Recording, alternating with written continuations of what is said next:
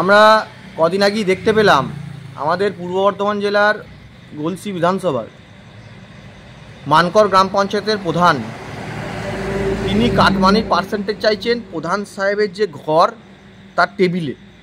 এবং আমাদের কাছে আজকে খবর এসছে আউসগ্রাম বিধানসভার উক্ত গ্রাম পঞ্চায়েতের ডাঙ্গাল গ্রামে এক ভদ্রমহিলার প্রধানমন্ত্রী আবাস যোজনার বাড়ি এসছে। ভদ্রমহিলার নাম নিভা পাল এবং তার ছেলে হচ্ছে গৌতম পাল। তাদের প্রধানমন্ত্রী আবাস যোজনার বাড়িতে প্রথম ধাপের যে টাকা, সেই টাকা আসার পর তাদের লিন্টন পর্যন্ত উঠেছে। লিন্টন পর্যন্ত ওঠার পর সেকেন্ড ধাপের টাকা, থার্ড ধাপের টাকা ঢুকবে বলে যে সার্ভে হয়েছে পঞ্চায়েত থেকে, সেই সার্ভের সময় ওই গ্রামের স্থানীয় ডাঙ্গাল গ্রামের স্থানীয় তৃণমূলের পঞ্চায়েতের সদস্য বিল্লু মাঝি, তার কাছ থেকে তিনি ৩,০০০ টাকা দাবি করেন। এবং ওই ভদ্রমহিলা এবং তার ছেলে গৌতমবাবু বলেন যে আমাদের মাত্র ৩ কাঠা জমি আমরা বন্ধক দিয়েছি, আমাদের ঘরের টাকা তোমরা যদি দাও দেবে, না দাও না দেবে, কিন্তু আমাদের টাকা দেওয়ার ক্ষমতা নেই। তারপরে বলে টাকা না দিলে তোদের ঘর আটকে দেবো। এটা দিদির ঘর, যেটা প্রধানমন্ত্রী আবাস যোজনা, সেটাকে বাংলার আবাস যোজনা বলে চালাচ্ছে এবং এই ঘটনায় কাটমানি দাবি করছে। সুতরাং আমাদের ভারতীয় জনতা পার্টির তরফ থেকে এই ঘটনার তীব্র নিন্দা করছি। এবং এটা প্রমাণ হয়ে গেল যে তৃণমূল মাঝে মাঝেই বলে যে ১০০ দিনের কাজ, আবাস যোজনা, পঞ্চায়েতের টাকা কেন্দ্র সরকার বঞ্চনা করছে, জোর করে আটকে রাখছে। আজকে তারা দেখুন কি অবস্থা, আজকে পুরো কাটমানিতে ভরে গেছে। কেন্দ্রীয় সরকার দিচ্ছে গরিব সাধারণ মানুষদের বিভিন্ন প্রকল্প তাদের সুবিধার জন্য, এই নয় কি সেই টাকার একটা পার্সেন্টেজ নিয়ে তৃণমূলের লোকরা মদ মাংস খেয়ে গাড়ি বাড়ি করবে। তাই আমরা এই ঘটনা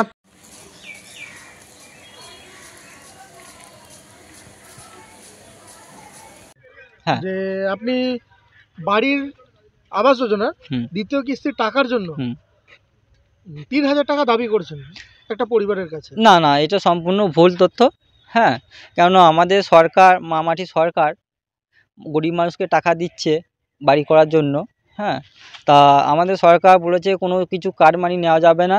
হ্যাঁ, আমরা সেইটাই সবার কাছে তুলে ধরেছি এবং সবাই জানে যে আমরা খবর দেখি সবাই সাধারণত। হ্যাঁ, যে টাকা নেওয়া যাবে না, আমরা বরং লোককে সাহায্য করি। ও যে কোন ভিত্তিতে কথা বলেছে জানি না। হ্যাঁ, হয়তো এগেন্স্ট পার্টির হয়ে হয়তো কথা বলতে চাইছে। ওনার জামাই যে আছে বিজেপি বড় লিডার আমাদের এখানে শিববাটি বাড়ি, হয়তো উনি হয়তো ওকে মদত দিচ্ছে বা ও হয়তো মদ খেয়ে বলছে নাকি জানি না। হ্যাঁ, অভিযোগটা কে বলেছে মোটামুটি অভিযোগ করেছেন ওনার ছেলে, মানে যে বাড়ি পেয়েছে তার হ্যাঁ ছেলে। হ্যাঁ হ্যাঁ, উনি তো নিজেই তো একটা চোর। লোকে এই চুরি করে বেরাবে, হাবিজাবি চুরি করে বেরাবে, গাছ কেটে বেরাবে। হ্যাঁ, তা ওই মাতালদের কথা আমরা বিশ্বাস করি না। এবং উনি যে আমাদের নামে যে মিথ্যা অভিযোগ দিচ্ছে, সে কিছু প্রমাণ কিছু দিয়েছে? বলেছে পঞ্চায়েত থেকে ফটো করতে গেছিল, আপনি সেখানে টাকা না দেওয়ার জন্য, না দিতে পারার জন্য আপনি ছবি করতে দেননি, ফটো না না, ওর ছবি হয়ে গেছে তো। ওর ছবি যাদের যাদের বাড়ি মোটামুটি তুলেছে, গ্রাউন্ড লেভেল পর্যন্ত তুলেছে বা নিউটন পর্যন্ত তুলেছে, তাদের তো সমস্ত ছবি হয়ে গেছে। হ্যাঁ, ছবি করে নিয়ে ফিরে না না, ছবি করে দিয়েছে। একটু আপনারা খবর নিয়ে দেখবেন, পঞ্চায়েতে গিয়ে খবর নিয়ে দেখবেন ওনার ছবি হয়েছে কি না হয় নাই, সেটা পঞ্চায়েতে প্রধান বলে দিতে পারবে, অবশ্যই বলে দিতে পারবে। আপনার নাম? আমার নাম বিল্লু মাঝি, আমি উক্তা অঞ্চলের ৭ নম্বর সংসদের মেম্বার আমি। আর যদি আমার দোষ থাকে, যদি প্রমাণ দেখাতে পারে, প্রধান সাহেব যেটা শাস্তি দেবে আমি মাথা ব্যথায় নেবো।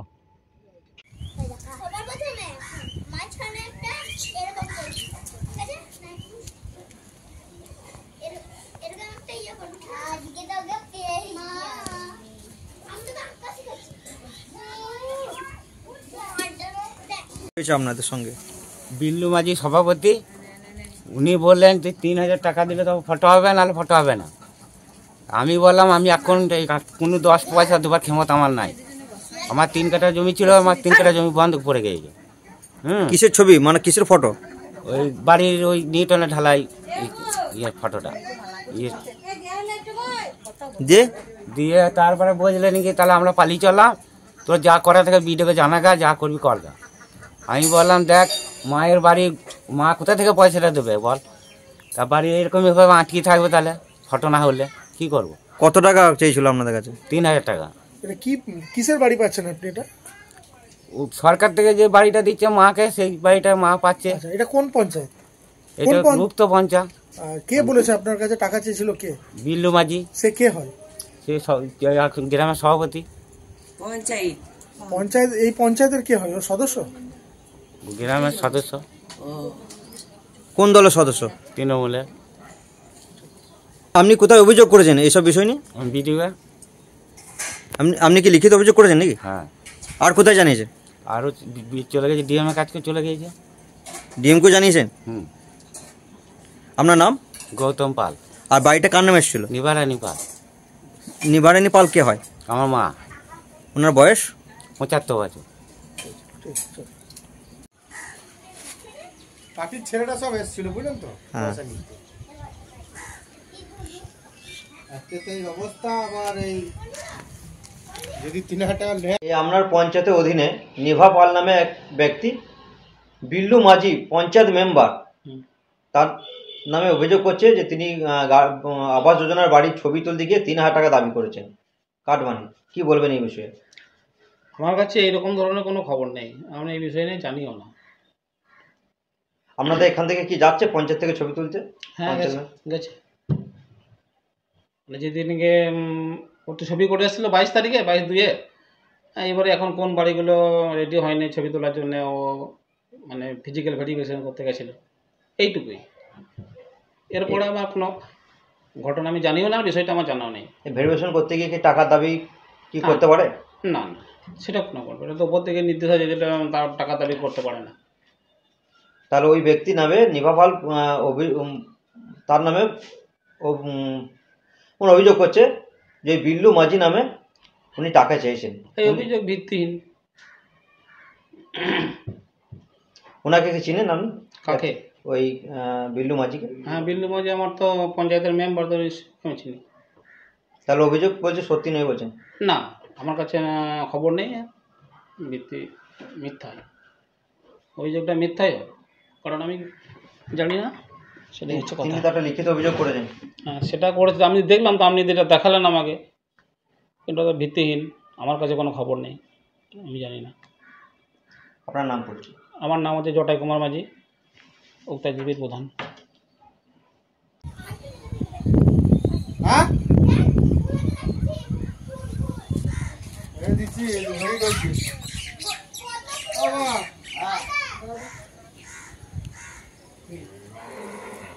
নাই, আমি ঘরে রয়েছি।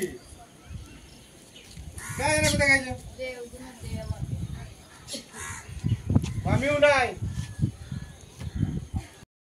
পঞ্চায়েত সমিতির মান করে আপনি দেখেছেন কাটমানি 10%, আর একই অভিযোগ, কি বলবেন?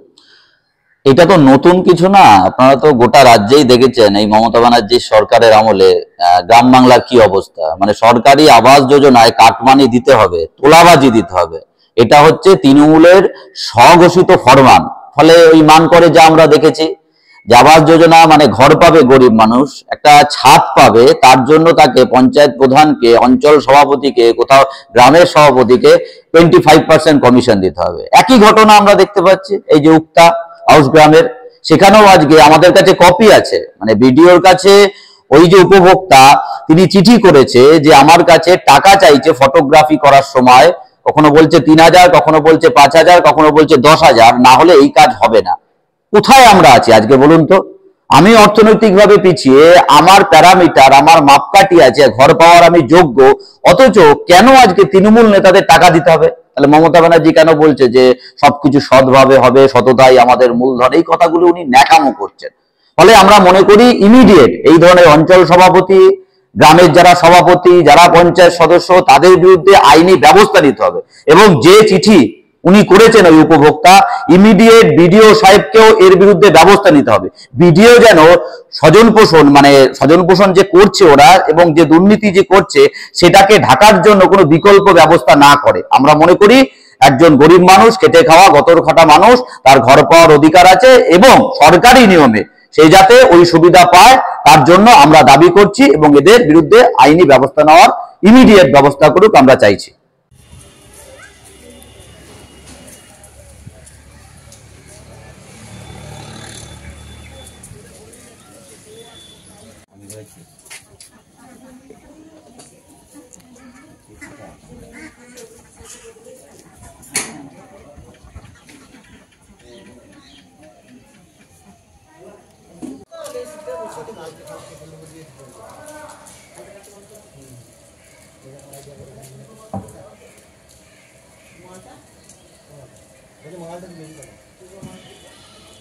বাড়ি হচ্ছে, ওই ছবি তুলতে এলো, সে চলে গেল, বলে না 3000 টাকা লাগবে, তার ছবি না তোলা হবে না, না টাকা দিলে তুলে নিয়ে চলে, লোককে সরিয়ে নিয়ে চলে গেল লোকটাকে।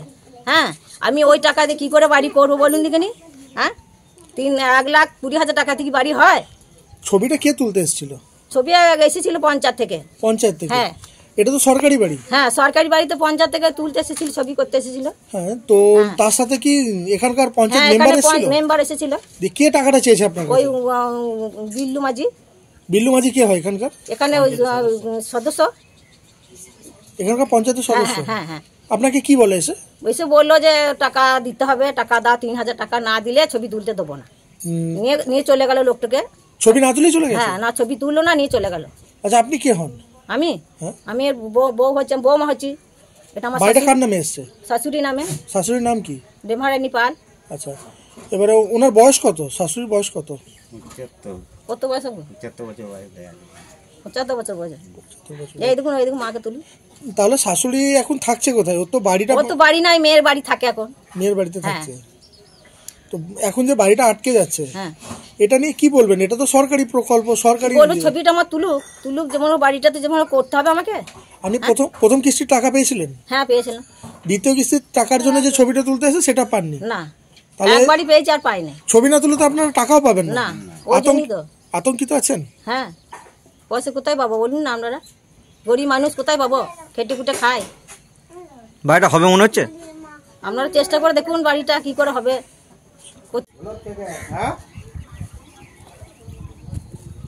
বেশ, ঠিক আছে, ওরা এসছে দেখতে, একবার তুলছে, ছবি তুলছে, আমরা রয়েছি। ওটা ব্যাপার জানিস তো, বড় কে কোথায় যায় কালকে আরো ভালো।